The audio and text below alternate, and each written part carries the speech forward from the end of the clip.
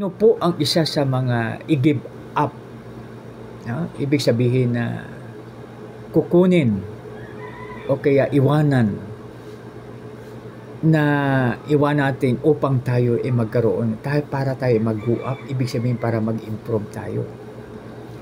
So, unang-una, siyempre yung hindi maka-Diyos na ugali. So, ano yung hindi maka-Diyos na ugali? So, hindi maka-Diyos na ugali, ito po ay, halimbawa, ito yung tinatawag natin na mga bisyo, no? Siya ba yung sobrang pag-inom ng nakakalasing na alak? So, kasi pag mag-inom tayo ng nakakalasing na alak na sobra-sobra, ito po mga kaibigan ay maka-apekto sa atin, no? Kasi wala na sa magandang kaisipan paglasing, no? Nasasabi na hindi dapat sabihin, nagawa na po ang hindi dapat gawin, no? So, ibig sabihin na maka-apekto talaga, no? Yung mga lasing, no? Minsan nakapagsalita o kaya nakapagsabi ng hindi maganda o kaya mayroong isang tao, no? So, nalasing siya ngayon. Yung nalasing siya, nanira na siya ng magamit, nagamo na ng away. So, siyempre dahil sa ginawa niya na yun, siya ngayon, no? Nakasuhan at nakulong, no? So, ano ang dahilan? Dahil sa lalasing siya. So, sa paglalasing, pwede naman po yan na maiwasan, no? So, paano maiwasan ngayon? Ang tanong halimbawa, paano maiwasan? So, ang una dyan makatulong po ay, so halimbawa, pag may asawa, no? Halimbawa, si asawang lalaki ay lasinggero. So, isang paraan na ma-stop ang kanyang pagkalasinggero ay ang kanyang siyempre kanyang asawang babae. So, mayroong isang asawang lalaki na grabe uminom. Grabe po siya uminom. Alam mo ang ginawa ng misis niya, maliban sa sinasaway, gi-pray niya, no? So, siyempre, alam niya, ban po natin ang prayer. Gi-pray niya ngayon na ma-stop ngayon yung kanyang pagkalasinggero, no? So, alam niyo po ba na 25 years niyang gi-pray ang kanyang kabiyak ng kanyang puso para ma-stop yung kanyang pagkalasinggero. So, ibig sabihin na God made a way na mawala yung kanyang pagkalasinggero. So, dahil doon, naging maayos siyang ama ng tahanan at naging napakagandang impluwensya siya sa kanyang community at sa kanyang workplace. So, yun. No? So, sa lasinggero. So, mayroon namang lasing na yung lasinggero na ito naman po yung ginagawa niya. Manutok ng kanyang baril. Parang sa kanya siguro laro lang yun eh. So, kunin niya yung baril niya. Tapos hanapin niya yung tao na nagtatago na sa ilalim ng katre. No? Tapos hinahanap niya. Parang nilalaruan niya lang siguro. Pero siyempre lasing po siya. No?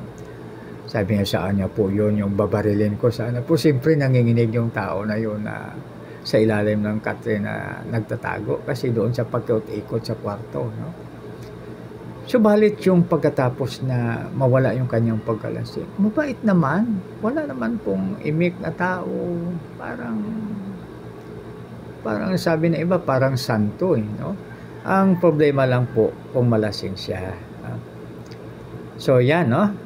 So mayroon naman pong tao na pag malasing siya, kunin yung itak, tapos parang tagain yung mga poste sa bahay o kaya ano pa, tapos hinahanap, no? Kaya ang ginagawa ng mga anak, nagtatago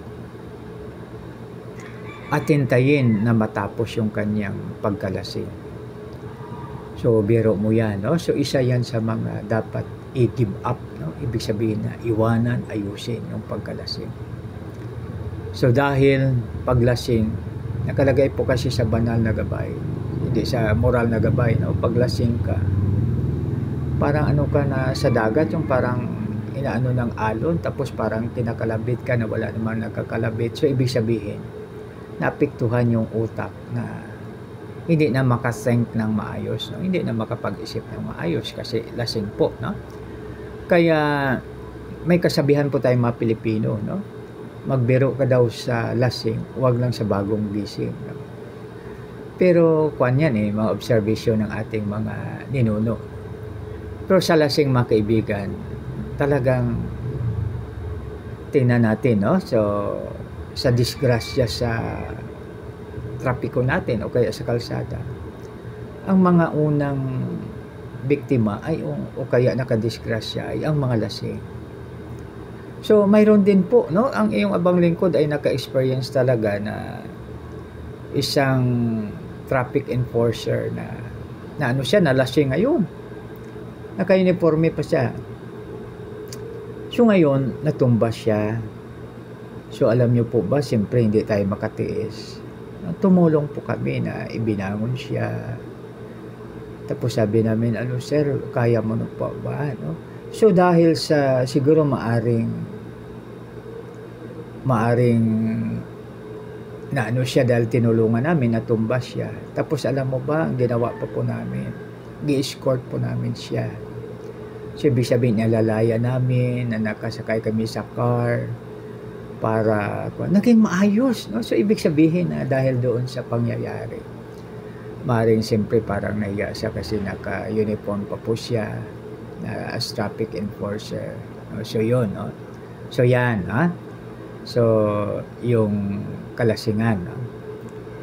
So pag ating studihan, pag ating obserbahan, talagang malaki ang problema pag lasing po tayo. Dahil hindi natin alam ang ating ginagawa pag lasing po. So yan, ha? So ano pa ang mga bisyo na dapat i-give up?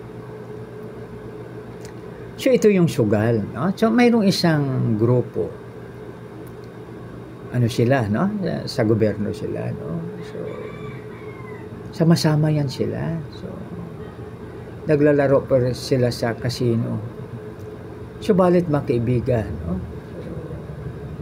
Dahil sa paglalaro nila sa casino, siyempre sa laro, hindi natin alam kung manalo tayo, matalo. Kasi pag manalo ka, yun lang po ang binibilang po, no? Pero ang talo, binabaliwala, no? So ngayon, yung sila ay naglalaro, no? So badang huli, nakaisip sila ng paraan para ikapital doon sa laro, no? Siyempre sa laro, dapat may ano ka may kapital. Mayroon pong tinatawag natin